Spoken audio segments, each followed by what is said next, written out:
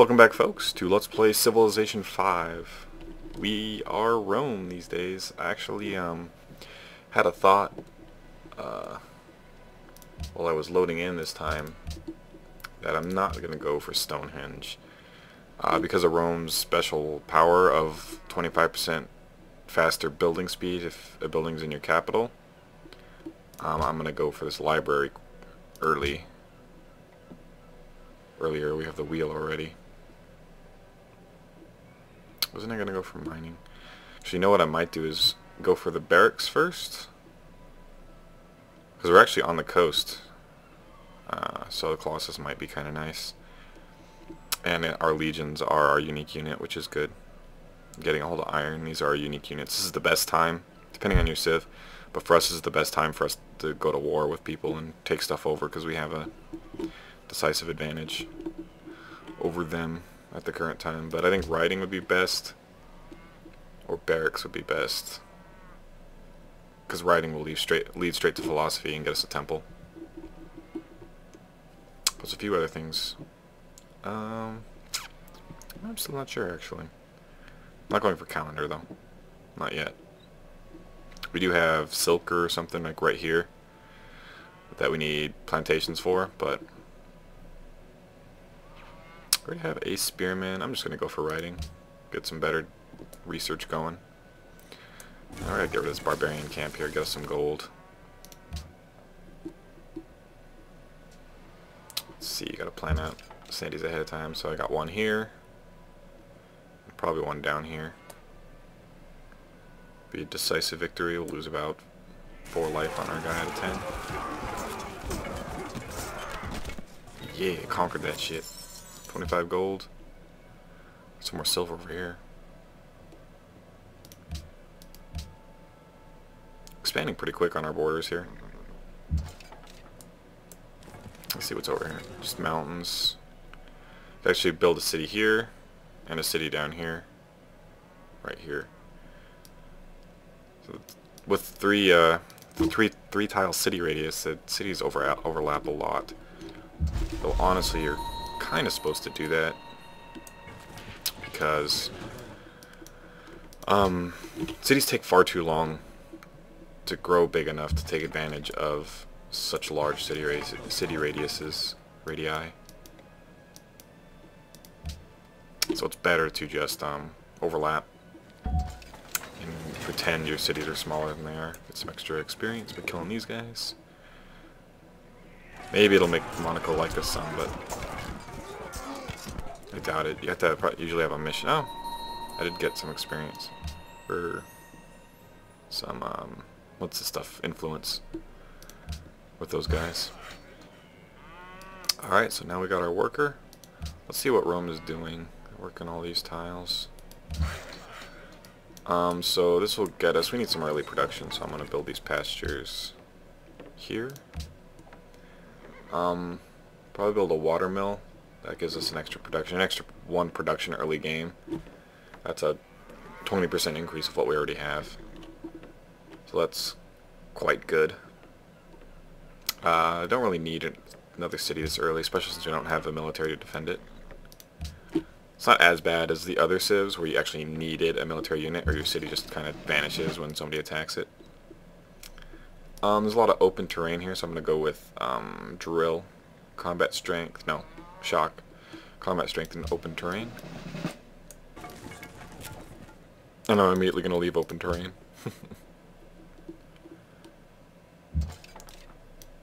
I'm going to run my spearmen back home, actually. Defend my territory. Did I not build a scout, or he died? That's right. Those barbarians jumped him. He was just strolling along, came out of a forest, and was like, oh shit. Alright, so I got these two, which one provides happiness? Yeah. It doesn't list it there, but these will both provide happiness. What am I talking about? So that's an extra 10 happiness. If we keep growing our city, we're going to need it, so I'm going to go with mining. Let's see how long is it going to take to do that, because I can do...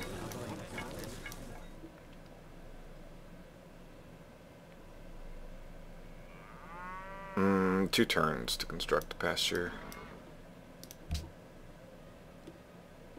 Which will leave him idle for a minute. Maybe I'll get my horses or something real quick. Actually, your units heal faster in your own territory, so it's kind of good. Of course, the travel distance doesn't make it efficient. But I don't want barbarians to pop out and annoy my worker and I can't get anything improved, because that would suck. So I can go for a free settler. They actually changed this. You used to be able to just save up all your social policies and get to, like, say, rationalism and throw all your points in rationalism. Especially if you're Babylon, you just get so much research going. It's kind of ridiculous. But now you have to spend your social policies before you can end your turn. Which I think is a good change, because saving up your social policies is kind of dumb in my opinion. This also allows you to train settlers faster, but I actually think I want another worker for early improvements. So I'm going to get citizenship and then collective rule after that. There's a free worker here. So if I improve that, it'll be 1-3. So I think I'm going to throw them up here. I need some early food to get my cities to grow faster. Actually could have sent them up that way. Oh well. Not a big deal. And you get plus, you heal 1 per turn. You heal 2 per turn in your city, your civilization borders, and you heal 3 per turn in your city. Each one gives you a progressive +1 bonus. There, so next turn you'll be able to start a mine. You'll be able to start a pasture. It'll be 2-2 on that square. Then I can get a farm built. After that, I'll probably send this guy there. Send this guy over here after he's done. Maybe I'll build the marble. I'm still not 100% sure if marble gives you a bonus to wonder production or not, because sometimes it mentions it, but it's not in the Civilopedia anywhere that I could find. And I remember hearing about it when the first game was first coming out, so again, I do not know. So I need to. I'm gonna build that because we'll want a barracks soon-ish, because we're gonna want at least 1 or 2 more barracks around our civilization. Let's see, so I only got 1, 2, 3 more cities planned. Actually, I might want to go with like 1 here. Maybe I will just stack them. I don't know, maybe give Rome its resources here and then go out here and start stacking cities closer together. Because they actually made trade routes considerably better since the game came out. They used to be pretty bad, actually. You'd get a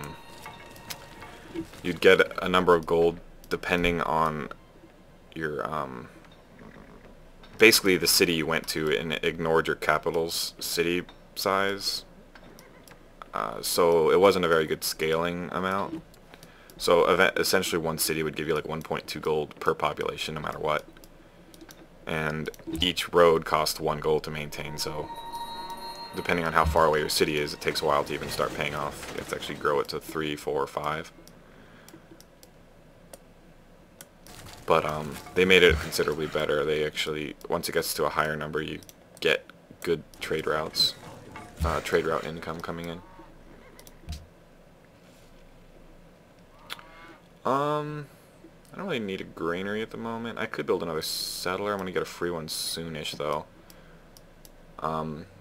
But I think a library will be good to get, because we only have 8 science coming in.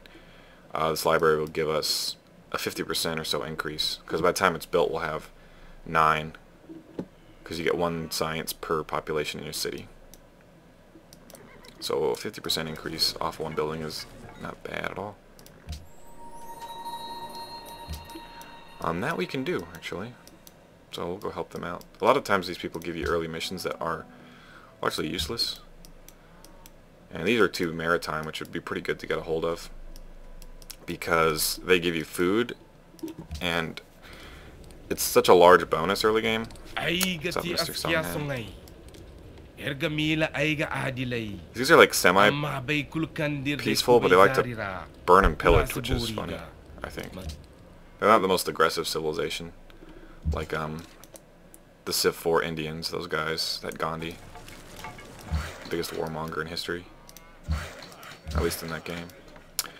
I actually can't even do that yet. Let's get a farm here, since they're working that tile anyway. A lot of stuff going on right now, huh, guys? 你认为这个要求能接受吗？ Sure, why not? We got 2 city-states between us at the moment. So I don't expect to want to take her over just yet. I might actually end up just stealing, attacking, and killing these city-states. Sadly, you can't actually destroy them. You have to capture their city. So if they're in a bad spot, they're in a bad spot, and you might as well just be buddies with them as opposed to take them over. What else are we going to do in here? I think I'm going to do horseback riding for the stable, maybe. Or archery is always good for the mathematics. Although mathematics isn't. Mathematics is an interesting tech because it's like smack dab in the middle of a couple of important things right here, but it doesn't give you. It's got like 2 war-related things, one of which is kind of useless because taking over cities is generally a bad idea. The way everything works in this game. And it's got this one economic one that you can build, this wonder here. The problem is you usually don't have that many cities, so the +1 population in all cities bonus isn't amazing in the early game. Unless you city spam at the start. Actually, I want to get sailing. I forgot I'm on the coast. And I should probably get something to defend against triremes and enemy galleys and all that. Yep.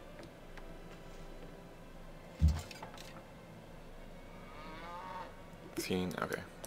Just seeing how much time I've been going. There's some gems up here from Monaco. I kind of want to befriend these guys, so I don't want to. That's why I'm going over here to kill the barbarians for them. Be cheaper than paying gold, though I'm actually getting close to the 500 mark. The 500 mark for the gift is generally the best, because you get 5 extra influence and 250, and it's basically free. 1,000, it's kind of hard to save up 1,000 gold unless you're actually trying to be economical and get a lot of gold.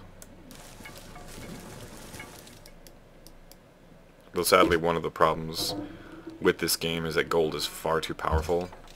I mean, they felt that it was too weak in the previous games. With the slider and all that, where you had to either get gold or get research. And they decided they wanted to not do it that way, and kind of detrimental in ways, though I actually kind of like it myself. It's just that there's too many strategies where you just ignore everything but gold generation. I actually need another city to start improving more. That's another reason to build that early, is get the National College before I get a new settler. That's a good trick to do. Is there's certain buildings in the early game where you must build a library in all cities. The cost goes up the more cities are in your empire. So once I start growing my cities, I'll be a lot harder to build this. So it's good to get an early game so that you have the plus 50% science. Because usually your capital will be your largest city, which will give you the most, or one of the most highest science incomes.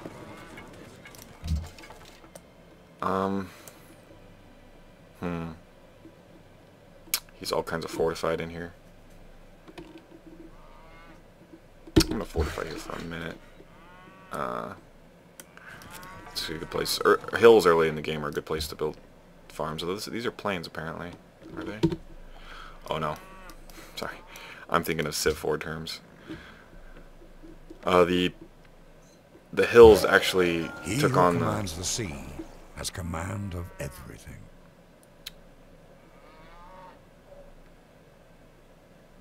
That was military. Okay. Like if you had a hill on grasslands, they would, I think, be still 2, and then get 1 production for the hill.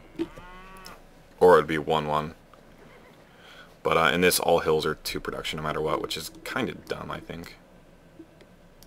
I kind of like that grassland hills would give you some food and some production. But we're getting close to a longer video, so I'm going to cut this off here, and I'll see you guys in the next one. Thanks for tuning in.